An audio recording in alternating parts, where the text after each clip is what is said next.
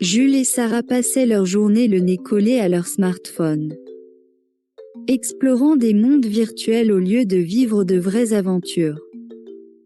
Leurs jouets restaient dans les coins, et leurs livres sur les étagères, recueillant la poussière.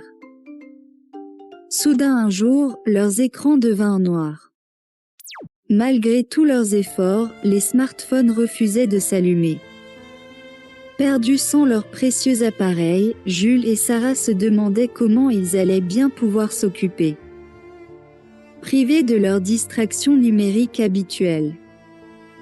Ils se sentirent d'abord irritables et ennuyés, ils prirent conscience de leur dépendance aux appareils électroniques pour se divertir.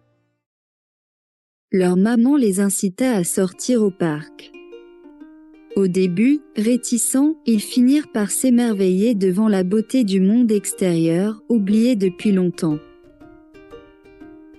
Au parc, Jules et Sarah firent la connaissance d'autres enfants qui s'amusaient sans écran, jeux de ballon, exploration, et rires remplissaient l'air.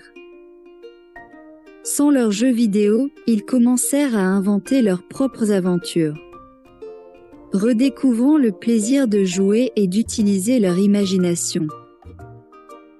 Une visite à la bibliothèque leur ouvrit les portes d'univers fantastiques. Jules plongea dans des récits d'explorateurs audacieux, tandis que Sarah se passionna pour des histoires de magie et d'aventure. Ils se mirent à dessiner et à peindre, donnant vie à leurs rêves et pensées sur papier et toile, décorant leurs chambres de leurs œuvres colorées. La chambre était plongée dans une douce obscurité, seulement percée par les rayons du soleil qui se faufilaient à travers les lamelles des persiennes. Assis avec l'assurance d'un grand artiste, Jules effleurait les cordes de sa guitare, libérant une mélodie enjouée. À ses côtés, Sarah l'accompagnait délicatement avec sa flûte, tissant une douce harmonie avec la mélodie de son frère. Ensemble, ils emplissaient la pièce d'une musique aussi lumineuse que les rayons de soleil qui les enveloppaient. Après une partie animée de tennis, Jules se lance dans une course effrénée, raquette en main, poussant le ballon devant lui. À côté, Sarah, raquette serrée fort, déploie toute son énergie pour dépasser Jules, ses pas rythmés par les encouragements joyeux des autres enfants. Dans un éclat de rire et sous les acclamations, ils transforment le terrain en une piste de défis et de rêves d'enfance. Avec leur maman, ils explorèrent l'art culinaire, préparant ensemble des plats sains et savoureux, renforçant les liens familiaux.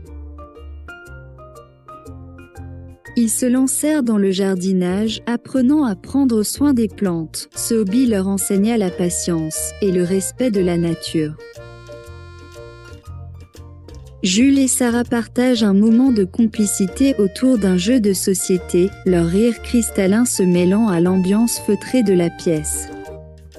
Totalement absorbés par leur partie de Monopoly, ils restent insouciants du crépuscule qui enveloppe le monde extérieur.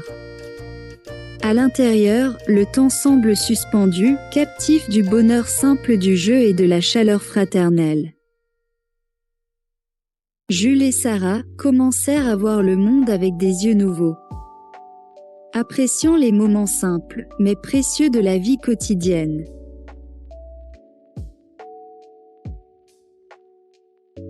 Lorsque finalement leurs smartphones furent réparés, Jules et Sarah les regardèrent différemment, ils décidèrent de les utiliser avec modération, préférant désormais les activités qui les avaient rapprochés du monde réel et de leur famille.